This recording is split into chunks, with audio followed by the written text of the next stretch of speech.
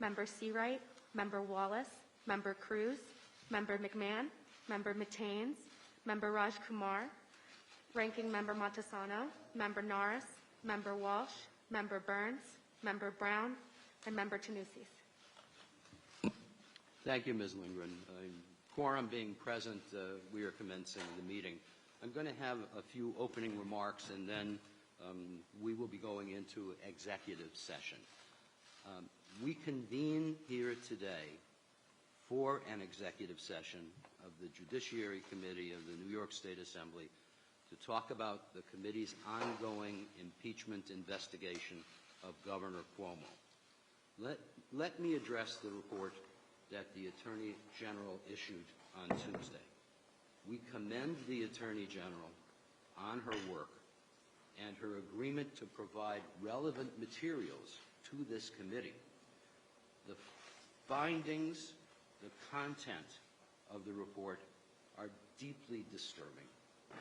We will review that report in detail, including the underlying evidence, and consider it together with this committee's own independent investigation. The governor's attorneys have criticized that report and their access to underlying information.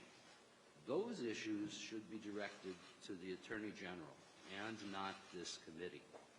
The governor and his lawyers have responded to the Attorney General's report repeatedly, and we will review those statements and submissions and allow the governor to provide further information should he choose to do so. The governor will have the opportunity to address issues of sexual harassment, as well as issues relating to use of public resources to write his book, allegations relating to the nursing home deaths and the various statements and reports relating to that issue, allegations relating to preferential access to COVID-19 testing, and any other issues the governor wishes to address. As to the process of this committee, our investigation remains confidential, as it should be, and at the appropriate time, and as early as later this month, we will discuss the evidence publicly in an open and transparent manner once the investigation is either completed or very close to completion. The governor's lawyers have said that he wants to be treated fairly, quote, like anyone else in this country, unquote, and he will be. And I'm reminded of the words of a wonderful judge in whose courtroom I was once privileged to work a lot. In a court of American law, no one is above the law. Those words are as true today as they were a long time ago when I first heard them. During an investigation, evidence is not released publicly by the investigator. That confidentiality is critical to protect the witnesses who have come forward from retaliation of any sort.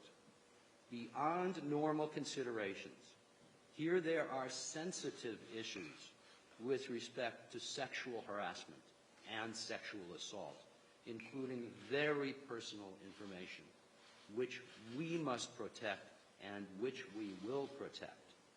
At the very beginning of this investigation, the Judiciary Committee served formal notice on the Executive Chamber that there was to be no retaliation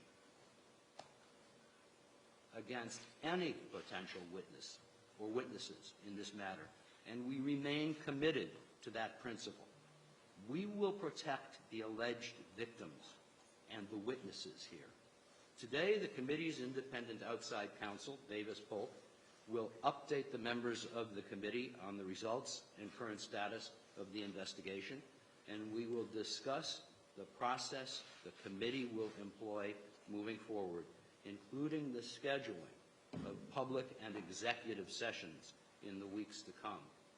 After the executive session today, I will present a more detailed statement on the Judiciary Committee's contemplated schedule for completing this investigation and the next steps, including the opportunity that we will extend to the governor to provide any additional information to the committee before it makes any final recommendations to the Assembly.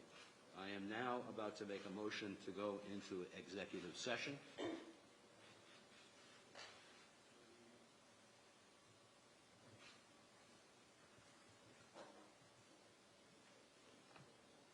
Because the committee will be discussing matters that may disclose information relating to current and future investigations, the disclosure of which could jeopardize the effectiveness of the investigations and effective enforcement and application of pertinent laws, I hereby move, pursuant to the provisions of the Public Officers Law, Section 105, that this committee conduct its meeting relative to the status and progress of the investigation into the existence of grounds for the impeachment of the governor in executive session, at which only the members of this committee and its counsels may be present. Is there a second?